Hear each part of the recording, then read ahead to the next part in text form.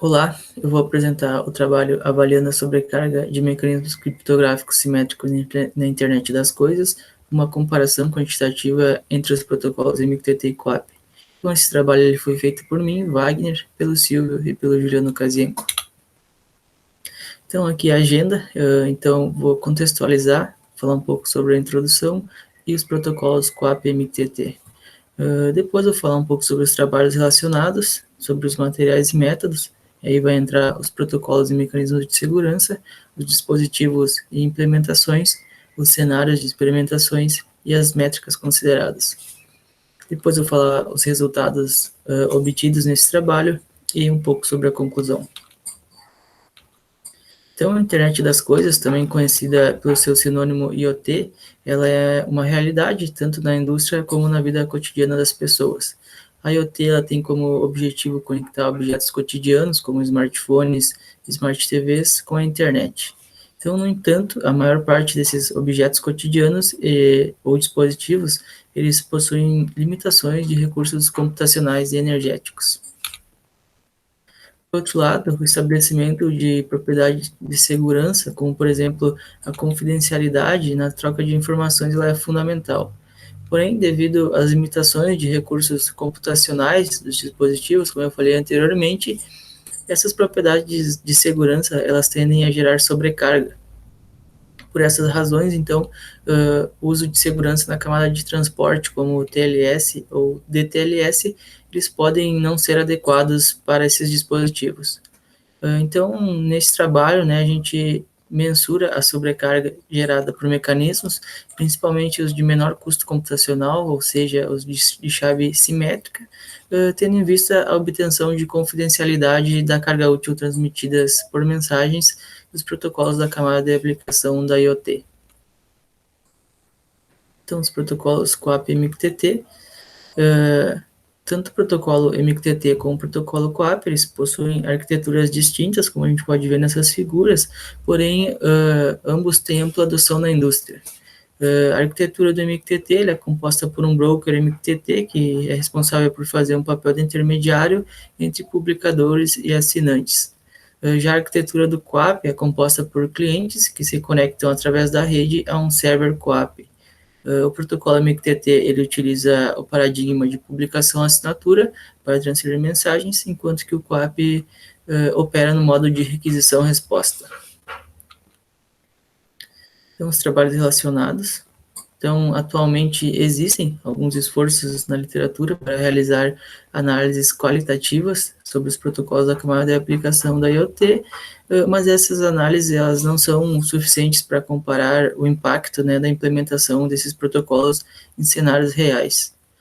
Por outro lado, existem algumas análises quantitativas de desempenho dos protocolos, eles permitem uma melhor comparação, mas elas não consideram a sobrecarga gerada por mecanismos de segurança.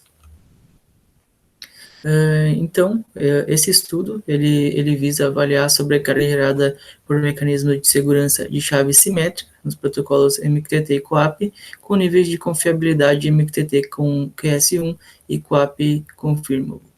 A gente observou, então, que não há trabalhos que investiguem tal sobrecarga em smartphones, e também observamos que a literatura carece de trabalhos que avaliem métricas importantes, como o consumo de recursos computacionais e energéticos, em decorrência, então, da utilização de mecanismos de segurança particularmente voltados à confiabilidade.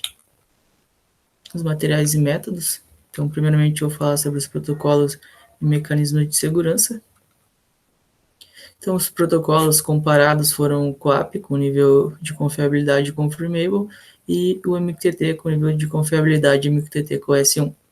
Então, esses protocolos com esses níveis de confiabilidade, eles foram escolhidos por oferecerem serviços semelhantes, visto que os dois garantem a entrega de pelo menos uma mensagem, conforme a gente pode ver nas figuras.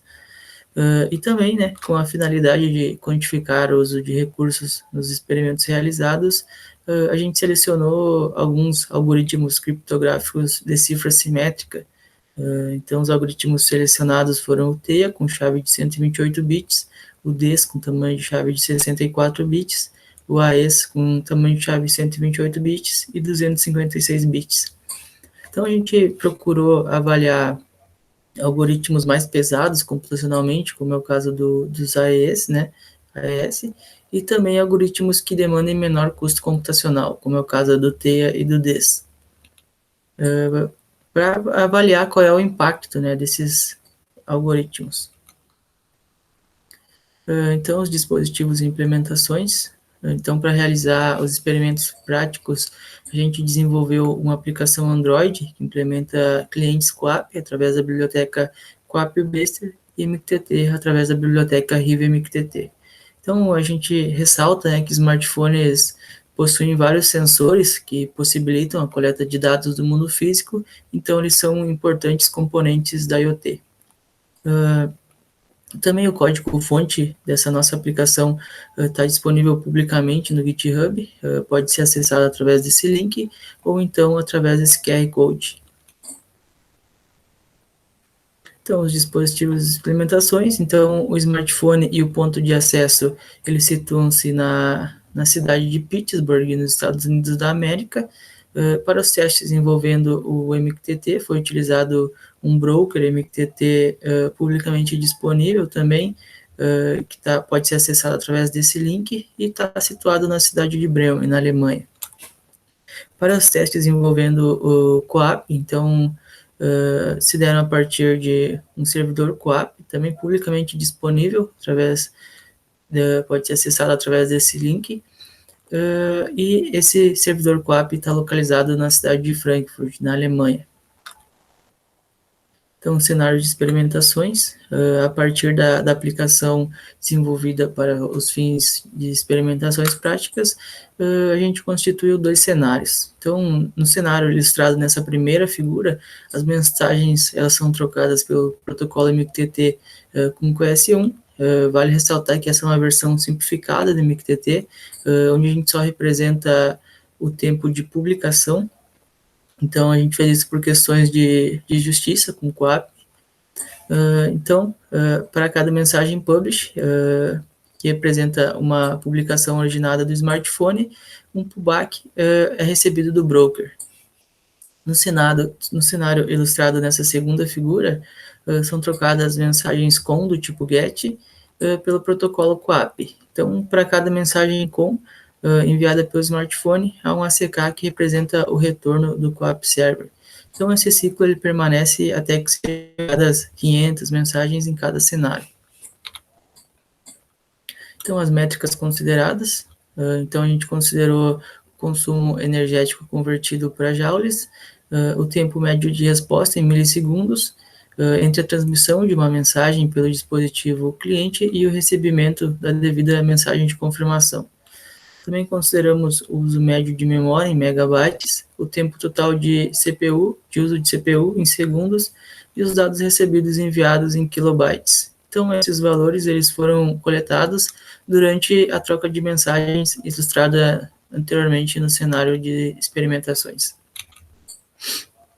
Então, o tempo de resposta ele é obtido realizando o cálculo TR igual T2 menos T1, onde T1 é um instante de tempo imediatamente anterior à cifragem da carga útil e envio da mensagem pelo smartphone, e T2 é um instante de tempo é o instante de tempo imediatamente posterior à resposta ser recebida e decifrada. Então, embora o tempo de resposta esteja ilustrado somente nessa mensagem 1, a sua média é computada a partir das 500 mensagens enviadas. Então, também o tamanho da carga útil das mensagens transmitidas é de 66 bytes para a maioria dos experimentos, exceto na análise relacionada à tabela 1, que eu vou mostrar mais para frente, onde também foram consideradas mensagens com carga útil de 1.700 bytes. Esses tamanhos de mensagem eles são definidos pelo servidor QAP que foi utilizado nos experimentos. Então, as demais métricas elas foram extraídas a partir do gerenciador de aplicações do Android, em particular, né, o consumo energético relacionado ao dispositivo smartphone, ele foi obtido através da conversão do valor em mAh para joules. Então, os resultados obtidos. Primeiramente, então, a gente avaliou a métrica tempo médio de resposta em milissegundo. A gente pode observar que o MQTT com o QS1 ele apresenta menor tempo médio de resposta em relação ao QAP Confirmable.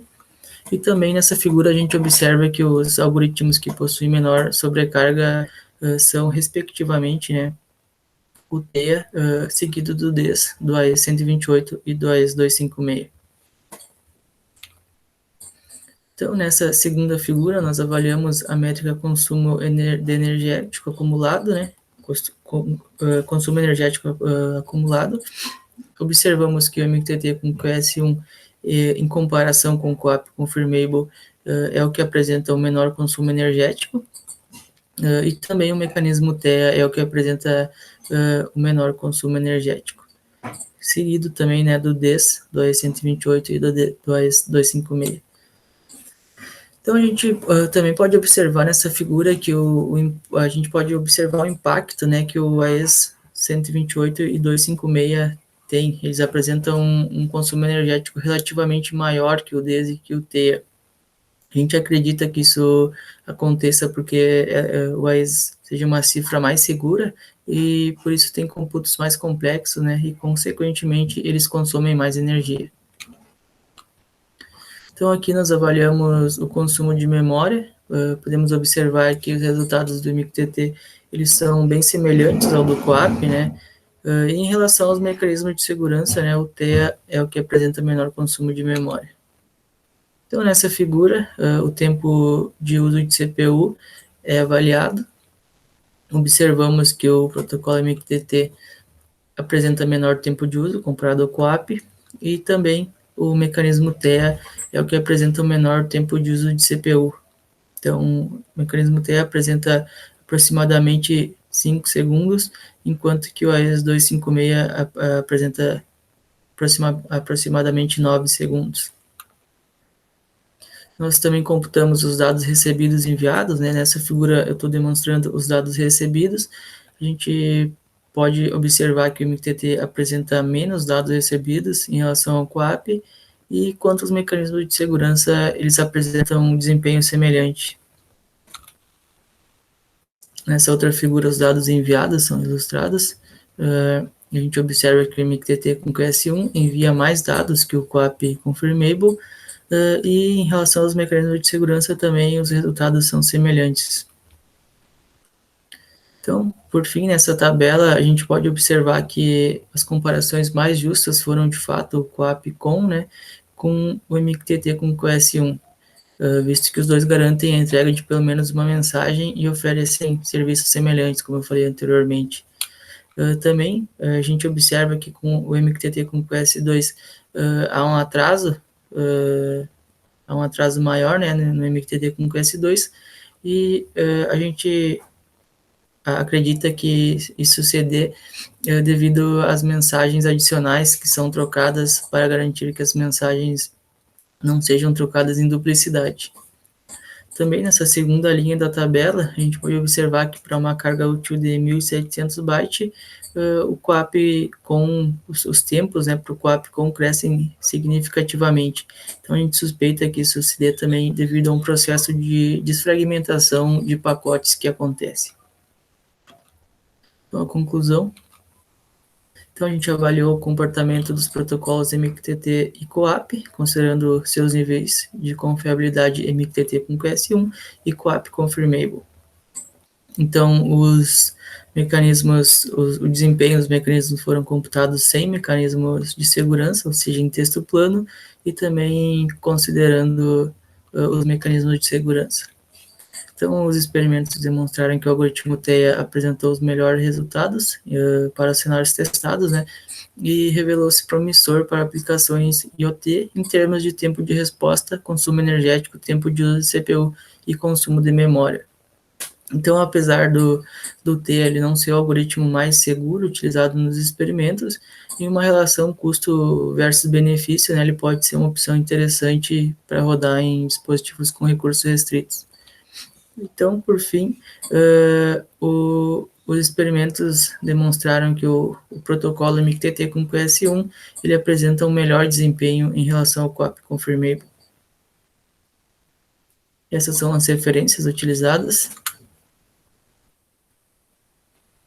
Então, agradeço a atenção de todos. Muito obrigado.